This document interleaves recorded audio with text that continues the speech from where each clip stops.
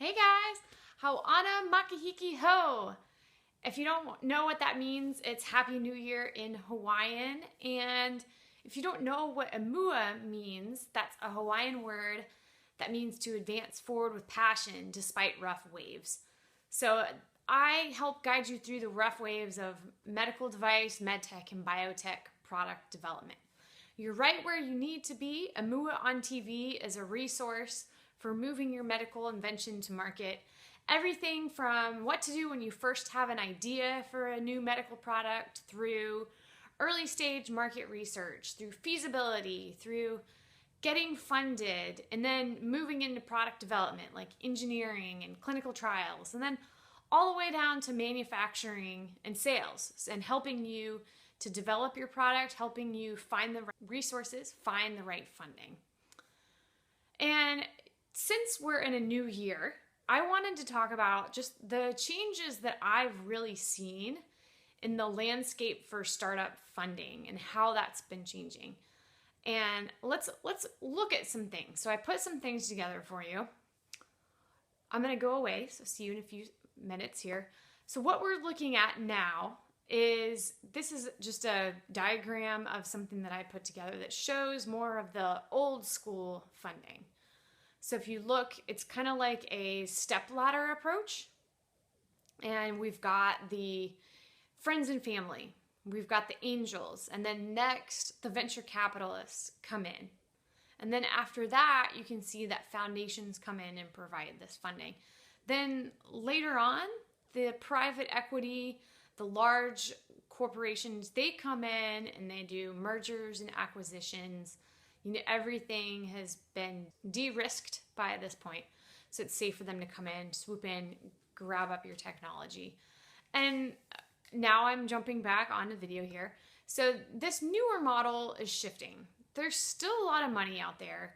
You know, I hear people a lot say, oh, there's no money out there for a medical device. There's no money for MedTech or Biotech. And that's not true. The money is out there. It's just that the way people are raising money is changing. We're not in this stepladder system like we were before. You've got to take advantage of other resources. And, you know, if you're not, then you're going to be left in the dust. It's kind of like technology. You've got to keep up with the changes, or if you don't adapt, you're going to be left behind. So what we're looking at today, now we'll go look at the new diagram.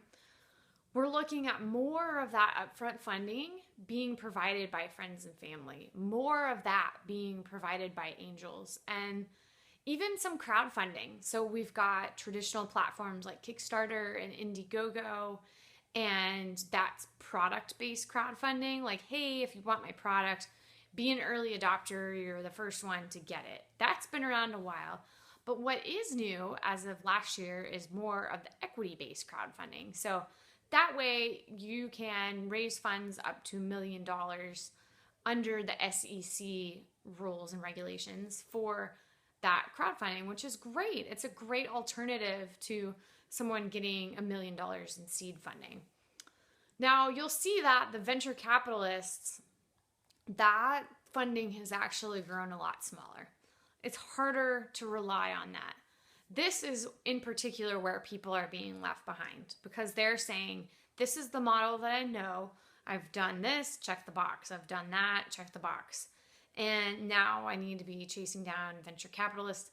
They find that that money is harder and harder to get today. Well, what's filling in those gaps? We see a lot of family office funding, as you'll see here. And what that is think of a very rich family, and they have a huge amount of money to manage, and they believe in certain things. And then they start foundations in some cases, like think of the Bill and Melinda Gates Foundation as a perfect example of this. They've had various initiatives that they've put in place to really get behind, like polio, you know, eliminating polio off of this planet. They've really poured a lot of money, time investing in companies that's their mission.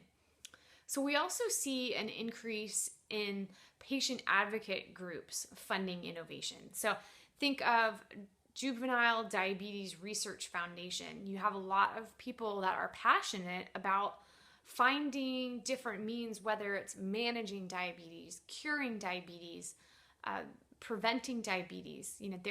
They're invested in that, and that's made up of those passionate people that are patients, their doctors, other providers, their parents, their family members. So we see a lot of that, as well as charitable groups. So you can make a tax deductible donation to the American Heart Association, for instance. And then what do they do with that money? Sometimes it's used towards innovative research, like these startups, maybe like you are providing. So that's definitely an avenue you want to check out. We see that the private equity section here has grown quite a bit, and they're starting to come in earlier, that's great news, because again, it's filling in those gaps that venture capitalists, that fund is just shrinking, so we want to fill it with something else. And then last but certainly not least, we've got the large corporations looking for merger and acquisition opportunities. They're looking earlier and earlier. So if you can make contacts with those companies that your vision and your product is in line with, start that relationship as early as you can. As a startup in the medical device, MedTech, and Biotech industry, are you looking for funding? So I have some additional resources for you to check out. I recently actually did a 2-segment podcast on this. So number 1, or the first episode, I should say, is episode 36. You want to check that out. And then part 2 is the following week I aired it. So that's episode 37. So be sure to listen to those. I give some tips into what goes into pitches and just how you even get funding. And this is backing way back and looking at that strategic plan. What needs to happen so that your company is fundable? What needs to happen so that you look organized and you look on top of it? You've done all of the research that you need to do. Also, since this month, of course, is January already, and guess what's coming up in a few days now? We've got the JP Morgan Healthcare Week in San Francisco. So I will be there. I'll be there for all the craziness and hype. Let me know if you're going to be there. I'd love to meet up.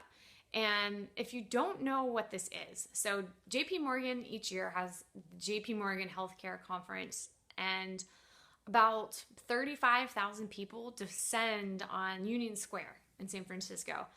There's 5 different conferences. We've got, of course, the JP Morgan Healthcare Conference, which is pretty exclusive. It's by invitation only, very hard to get into. But there's also Biotech Showcase. There's Resi, which is redefining early stage investments. Then we've got the MedTech Conference and East-West CEO Conference. So all of those going on. There's startups galore walking around looking for investment. There's investors looking for startups to invest in.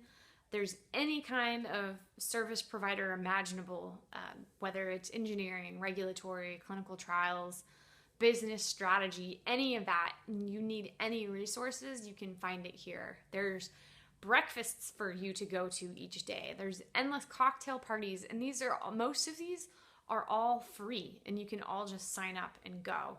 There's even a fun run. I think it's still going to be this year. It's just starting off the week healthy, since it's going to be lots of food and drink. So just get that New Year's fun run done with. It's definitely where you need to be if you're a startup seeking funding, or if you're providing investments or services to startups. If you haven't made your hotel reservations already, good luck. I booked mine a year ago, and they definitely sell out. And if the hotel is not sold out, you're probably looking at $1,000 a night.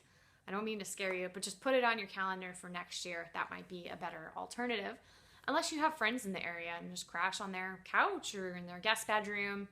You can stay in the Bay Area, like East Bay area, and then take the BART over into town. You'll see lots of people doing that same thing, and you can strike up a conversation with the person next to you on the BART. So again, I'd love to see you there. Check out those podcasts. Let me know if you're going to be at JP Morgan, and then let me know what you think of those podcasts. And if you have some additional funding insights for me, I'd love to talk to you about that as well. And until the next episode, Amua.